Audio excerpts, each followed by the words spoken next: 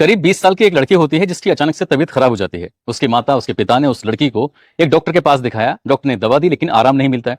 इसके बाद फिर किसी दूसरे डॉक्टर को दिखाते हैं लेकिन फिर भी उस लड़की को आराम नहीं मिल रहा था। ऐसे करते करते कई डॉक्टरों को दिखाया जाता है।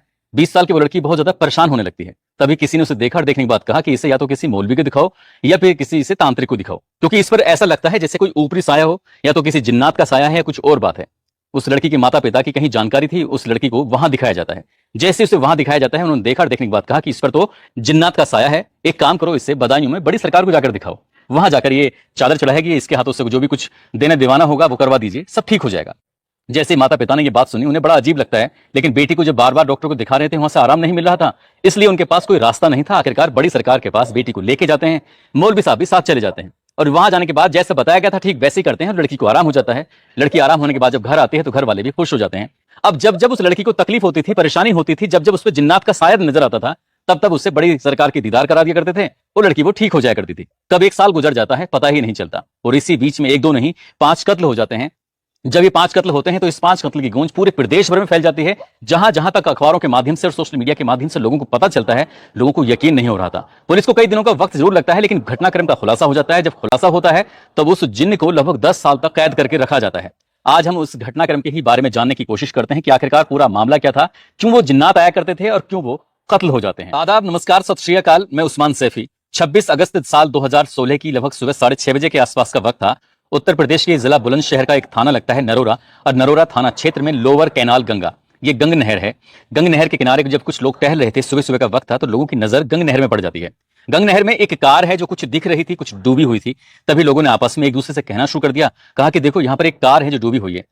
देखते ही देखते सैकड़ों लोगों का जमघट लग जाता है। इसी बीच में किसी ने पुलिस को भी सूचना दे दी। पुलिस भी मौके पर पहुंच जाती है और लोगों ने आपस में ही अपने खुद के प्रयास से ही आखिरकार उस कार को बाहर निकाल लिया। जैसे ही कार को बाहर निकाला जाता है तो वो थी इको मारुति DL2CAL 9404। इस कार के बारे में जब बाहर निकाला जाता है तो पता चलता है कि उस कार के पीछे वाले हिस्से में 3 लाशें पड़ी हुई हैं, 3 लोग मृत पड़े हुए हैं। ऐसा अंदाजा लगाया जा रहा था जैसे कि रात में किसी वक्त गाड़ी अनियंत्रित होकर अंदर पहुंच जाती है। अब इसके ड्राइवर का पता नहीं चल पा रहा था और बीच का जो हिस्सा खाली था, क्योंकि अगर पीछे वाले हिस्से में लोग बैठे हुए हैं तो बीच में भी कोई ना कोई होगा, कंडक्टर वाली सीट पे भी कोई ना कोई होगा, ड्राइवर वाली सीट पे भी कोई ना कोई होगा। इस तरह का अंदाजा लगाया जा रहा था और ड्राइवर की साइड और जो कंडक्टर की साइड थी उसकी खिड़कियां खुली हुई थी। आखिरकार पुलिस ने ये पता निकालने की कोशिश की। तभी इस गाड़ी के नंबर के माध्यम से पुलिस इस ड्राइवर के पते पर पहुंच जाती है। ड्राइवर का जो पता था ओमपाल पुत्र बलजीत, गांव लखनावली, थाना सूरजपुर और जिला गौतम बुद्ध नगर। जब उसके पास पहुंचा जाता है तो वहां से पता चलता है कि यह जिला गौतम बुद्ध नगर का कासना थाना क्षेत्र का गांव नवादा लगता है। 25 अगस्त 2016 की सुबह लगभग 10 बजे के आसपास गांव का ही रहने वाला एक व्यक्ति राजेश सिंह, उसकी पत्नी धर्मवती, बेटी प्रीति, बेटा ललित, पुत्र वधू शीतल, जो राजे के साले साहब होते हैं, नाम उनका राजेंद्र होता है, साले की पत्नी प्रीति और मौलवी सलीमुद्दीन और ड्राइवर जो ओमपाल, ये आखिरकार 9 लोग थे। 9 लोग ये गौतम बुद्ध नगर कासना थाना क्षेत्र के नवादा से बदायूं में गए हुए थे बड़ी सरकार की दीदार करने के लिए, और वहां से जब वापस आ रहे थे तो वापस आने पर ही ये हादसा हो गया था। अभी तक इसको हादसा माना जा रहा था। 9 में से 3 लोगों की लाश मिल जाती है और जिनकी लाश मिली थी वो राजे की पत्नी होती है और राजे की साले की पत्नी होती है। 2 महिला 1 पुरुष, बाकी 6 जने कहां हैं इसके बारे में जब पुलिस ने जांच पड़ताल करना शुरू किया है, आखिरकार बदायूं में बड़ी सरकार के आसपास इर्द गिर्द पुलिस को संपर्क किया जाता है। वहां जो उस इलाके में ड्यूटी लगी हुई थी उनसे भी पता किया जाता है तो पता चलता है कि 3 लोग वहां पर मौजूद हैं। एक ललित होता है, एक शीतल होती है और एक जो राजे के बेटा है ललित और राजे के बेटे की पत्नी है शीतल, और राजेंद्र जो कि राजे का साला होता है। ये 3 लोग वहां पर सुरक्षित हैं, ठीक हैं, लेकिन इनकी तबीयत खराब हो गई थी, बेहोशी की हालत में थे, जिसकी वजह से इन्हें सही से ना बोल पा रहे थे, ना सही से बातचीत कर पा रहे थे।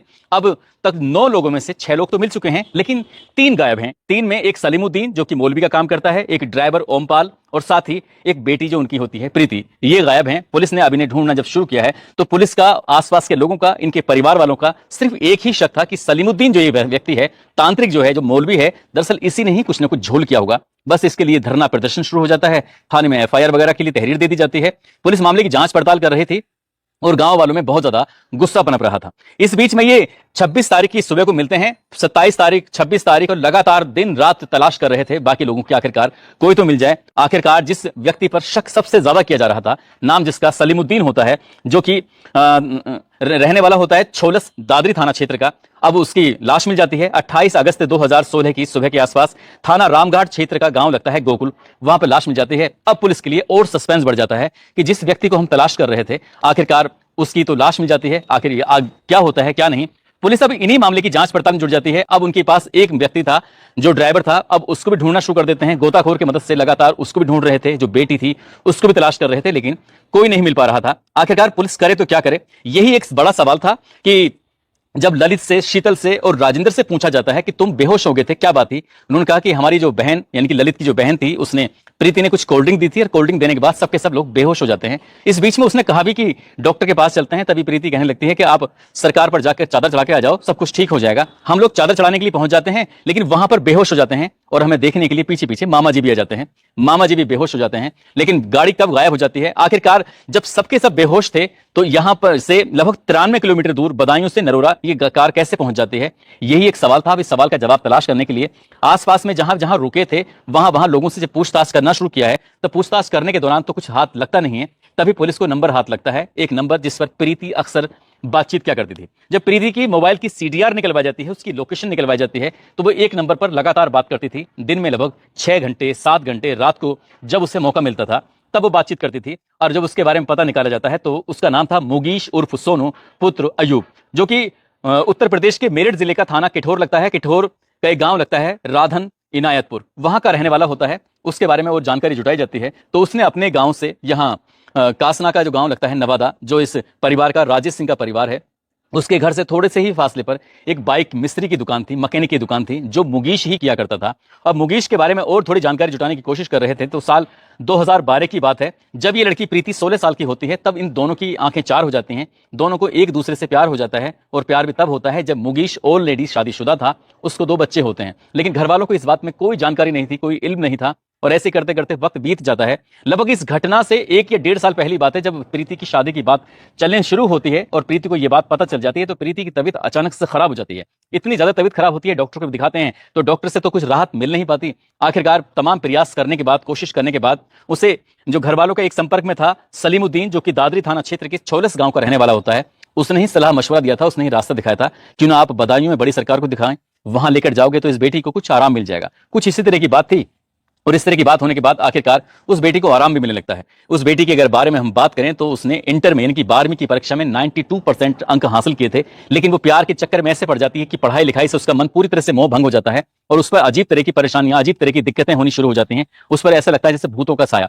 एक तरफ तो उस लड़की पर भूतों का साया हो जाता है, और लड़की के जो पिता होते हैं राजेश सिंह, उनको कैंसर की बीमारी थी, और उसी सलीमुद्दीन के चक्कर में आने के बाद कि आपका भी इलाज बड़ी सरकार के यहां हो जाएगा, सब ठीक हो जाएगा, तुम्हें परेशान होने की बिल्कुल भी जरूरत नहीं है।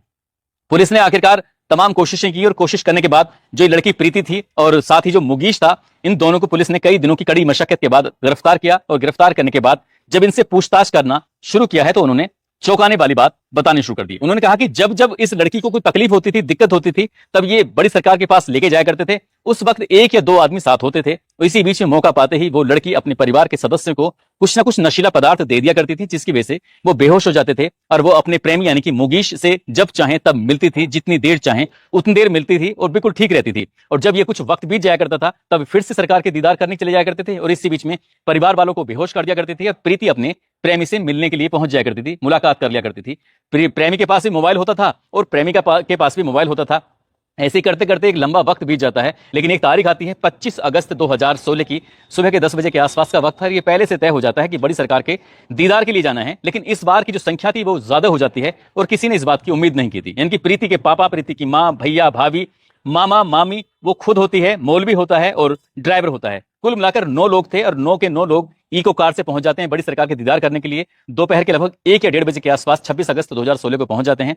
चादर चढ़ाई जाती है, जो कुछ काम करना कराना होता है, कव्वाल वालों को पैसे भी दिए जाते हैं। और ये सब होने के बाद प्रीति कोल्ड ड्रिंक की बोतल लेके आती है। शाम के लगभग वही 3-4 बजे के आसपास का वक्त हो रहा था। इसी बीच में जब कोल्ड ड्रिंक लाकर दी जाती है तो उसमें वो 30 गोलियां मिलाती है कोल्ड ड्रिंक की बोतल में, और मिलाने के बाद सभी को 2-2 गिलास कोल्ड ड्रिंक पिला दी जाती है। लेकिन इस बीच में इत्तेफाक ये होता है कि जो शीतल होती है, इनकी जो उसकी भाभी होती है, प्रेग्नेंट थी। जैसे ही उसने उस कोल्ड ड्रिंक को पीना शुरू किया है, बताया जाता है कि शायद कोई पेय पदार्थ था, और वो भी जैसे क्या फ्रूटी होती है, कुछ इसी तरह का था, उसी के अंदर उसने गोलियां मिलाकर दी थी। तो उसे एकदम से उल्टी आ जाती है, और उल्टी आने की वजह से जो शीतल की कोल्ड ड्रिंक होती है वो गिर जाती है।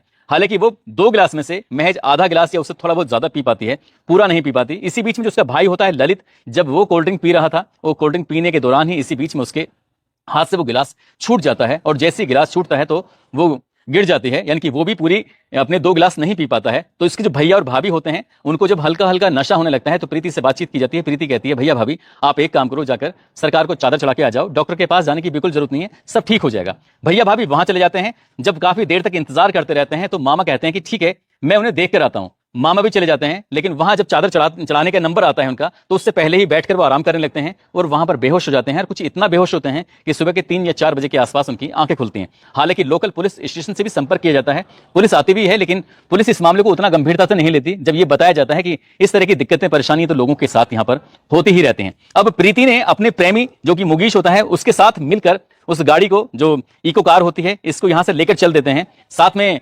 जो प्रीति होती है उसकी माँ होती है, पिता होते हैं, मामी होती है और वो खुद होती है सलीमुद्दीन जो कि मौलवी होता है, वो होता है, और ड्राइवर उसको बिठाया जाता है। प्रीति के अलावा बाकी जो परिवार के 5 लोग थे, सदस्य थे, वो बेहोश थे। गाड़ी चलाने लगता है मुगीश। लगभग 93 किलोमीटर दूर जाने के बाद ये उत्तर प्रदेश के बुलंदशहर में जो नरोरा के पास गंग नहर है, वहां पर उसकी पटरी पर चलाते हैं। और चलाने के बाद सुबह के 3-4 बजे के आसपास का वक्त रहागा, उन्होंने उस इको कार को नहर के अंदर धक्का दे दिया और सबके सब लोग उसके अंदर बैठे हुए थे। इसमें माता पिता उनकी लाश मिल जाती है, मामी की लाश मिल जाती है, मौलवी था उसकी लाश मिल जाती है।